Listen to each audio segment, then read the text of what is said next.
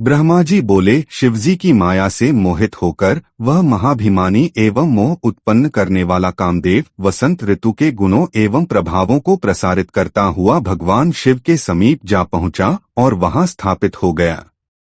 हे मुनीश्वर, वसंत ऋतु का प्रभाव महादेव के तपस्या स्थल औषधि शिखर पर चारों ओर फैल गया, जिससे संपूर्ण वातावरण परिवर्तित हो उठा।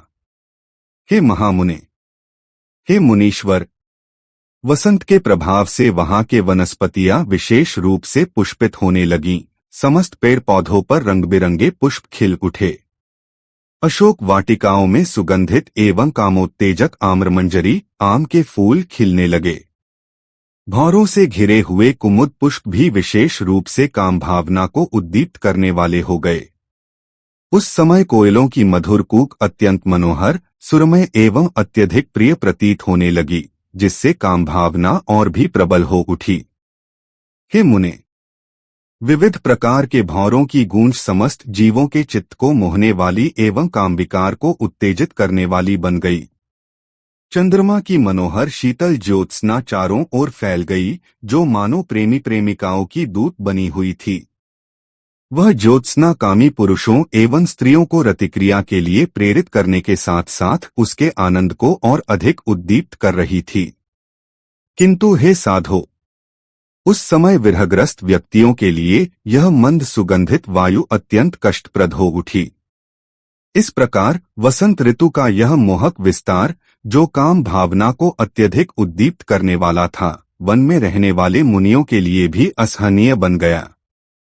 हे मुने, जब जड़ पदार्थों, वृक्ष, लताएं आदि में भी काम भावना का स्पंदन उत्पन्न हो गया, तो सचेतन प्राणियों की स्थिति का क्या ही वर्णन किया जाए।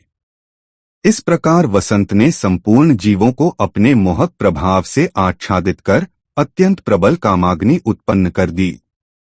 हे तात, तब अपनी दिव्य लीला के लिए शरीर धारण करने वाले प्रभु शंकर ने उस असमय उत्पन्न हुए वसंत के इस प्रभाव को देखकर इसे अत्यंत आश्चर्यजनक माना। इसके पश्चात लीला करने वाले एवं समस्त प्राणियों के दुहकों को हरने वाले परम संयमी भगवान शिव अत्यंत कठिन तपस्या में लीन हो गए। तत्पश्चात जब वसंत ऋतु का प्रभाव संपूर्ण वातावरण में व्याप्त हो गया, तब रति के साथ उपस्थित कामदेव ने आम्रमंजरी को बाण के रूप में धारण कर लिया और शिवजी के बाईं ओर खड़ा होकर समस्त प्राणियों को मोहित करने वाला अपना प्रभाव फैलाने लगा। उस समय रति सहित कामदेव के आकर्षण से भला कौन मोहित नहीं होता। जब कामदेव अपनी क्रीड़ा में प्रवृत्त हुआ, तब श्रृंगार, सौंदर्य एवं काम भावना का देव भी अपने गणों सहित शिवजी के समीप जा पहुंचा। चित्त में निवास करने वाला अदृश्य कामदेव उस क्षण प्रत्यक्ष रूप में प्रकट हो गया, किंतु जब उसने भगवान शंकर को ध्यानस्थ देखा, तो उसमें कोई भी ऐसी शिथिलता या अवकाश नहीं पाया जहां से वह उनकी चेतना में प्रवेश कर सके। जब योगियों में श्रेष्ठ महादेव में कामदेव को कोई छिद्र नहीं दिखाई दिया, तो वह अत्यंत भयभीत और चिंताग्रस्त हो उठा। जो भगवान शंकर अपने त्रिनेत्र में प्रज्वलित अग्नि के समान ज्वालाओं से युक्त हों, ऐसे ध्यानस्थ शिवजी के समीप जाने की सामर्थ्य भला किसमें हो सकती है। उसी समय माता पार्वती भी अपनी दो सखियों के साथ विभिन्न ऋतुकालीन पुष्प लेकर भगवान शिव की पूजा करने वहां आ पहुंची। पृथ्वी पर जितने भी सौंदर्य के उत्कृष्ट वर्णन सुने जाते हैं, वे सभी और उनसे भी अधिक दिव्य सौंदर्य माता पार्वती में विद्यमान था। उन्होंने ऋतुकाल के अनुपम पुष्पों को धारण कर रखा था। उनकी सौंदर्यता का संपूर्ण वर्णन करना तो सैकड़ों वर्षों तक भी संभव नहीं था। जब वे शिवजी के समीप पहुंची, तब ध्यानस्थ भगवान शंकर क्षण भर के लिए ध्यान छोड़कर पार्वती की ओर अवस्थित हो गए। उस अवसर को देखते ही कामदेव ने पहले अपने हर्षण नामक बाण का संधान किया और समीपस्थ भगवान शंकर को हर्षित करने का प्रयास किया। हे मुने, उस समय पार्वती भी श्रृंगार एवं हाव भावों से युक्त होकर मल्यानिल मंद सुगंधित वायु के साथ मानो कामदेव की सहायता करने हेतु भगवान शिव के निकट पहुंच गईं। उसी समय कामदेव ने भगवान शूलधारी शिव को पार्वती में रुचि उत्पन्न कराने के उद्देश्य से अपने धनुष को सावधानी पूर्वक खींचा और शीघ्र ही उन पर पुष्प बाण चला दिया। जैसे पार्वती प्रतिदिन भगवान शिव के दर्शन हेतु वहां उपस्थित होती थीं, उसी प्रकार उस दिन भी वे वहां आईं, उन्हें प्रणाम किया, उनकी विधिपूर्वक पूजा की और फिर उनके सम्मुख खड़ी हो गईं। उस समय भगवान शंकर ने पार्वती को देखा, जो स्वाभाविक रूप से स्त्रियों में पाई जाने वाली लज्जा के कारण अपने अंगों को ढक रही थीं। हे मुने, भगवान शिव को स्मरण हो आया कि पूर्व काल में स्वयं ब्रह्मा जी ने पार्वती को यह वरदान दिया था। इस स्मरण के साथ ही शिवजी प्रसन्न हो उठे और प्रेम पूर्वक उनके सौंदर्य का वर्णन करने लगे। भगवान शिव बोले, यह मुख है या चंद्रमा? ये नेत्र हैं अथवा दो खिले हुए कमल? ये दोनों भ्रिकुटियां हैं या महात्मा कामदेव का धनुष? ये अधर हैं या बिम्फल? यह नासिका है या तोते की सुंदर चोंच? यह स्वर है या कोयल की मधुर कूक? और यह मध्य भाग कमर है या यज्ञवेदी? इनकी चाल का क्या वर्णन किया जाए? इनके दिव्य रूप का क्या विवरण दिया जाए?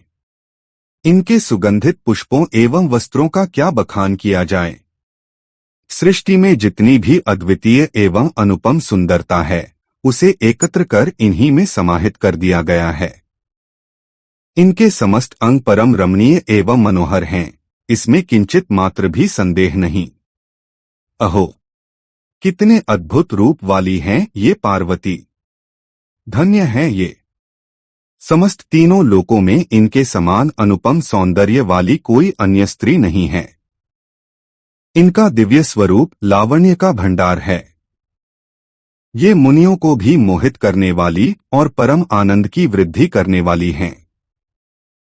ब्रह्मा जी बोले, इस प्रकार बार बार पार्वती के दिव्य अंगों का वर्णन करके भगवान शिव ब्रह्मा जी द्वारा दिए गए वरदान को स्मरण कर मौन हो गए। उसी समय जैसे ही शिवजी का स्पर्श उनके वस्त्रों से हुआ, पार्वती स्वाभाविक स्त्री सुलभ लज्जा के कारण संकोच में पड़ गईं और कुछ दूर हट गईं। हे मुने, पार्वती अपने अंगों को अपने वस्त्रों से ढकने का प्रयास करने लगीं और तीव्र कटाक्षों से बार बार शिवजी की ओर देखती रहीं। अत्यंत प्रसन्नता के कारण उनके अधरों पर हल्की मुस्कान आ गई। उनकी इस चेष्टा को देखकर भगवान शंकर एक क्षण के लिए मोह में पड़ गए। तब महान लीला करने वाले महादेव ने कहा, जब मात्र इनके दर्शन से इतना आनंद प्राप्त हो रहा है, तो यदि मैं इनका सामीप्य प्राप्त करूं तो कितना अपार सुख मिलेगा। इस प्रकार क्षणभर विचार करने के पश्चात गिरिजा की प्रशंसा करते हुए वे महायोगी आत्मज्ञान को प्राप्त हुए और विरक्त भाव से बोले, यह क्या विचित्र घटना घट गई? क्या मैं मोह के वश में हो गया?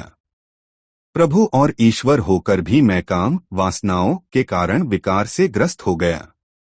मैं स्वयं ईश्वर हूँ, और यदि मुझ में किसी अन्य के अंगों के स्पर्श की यह इच्छा उत्पन्न हो गई, तो साधारण और अक्षम व्यक्ति भला क्या क्या अनर्थ नहीं कर सकता।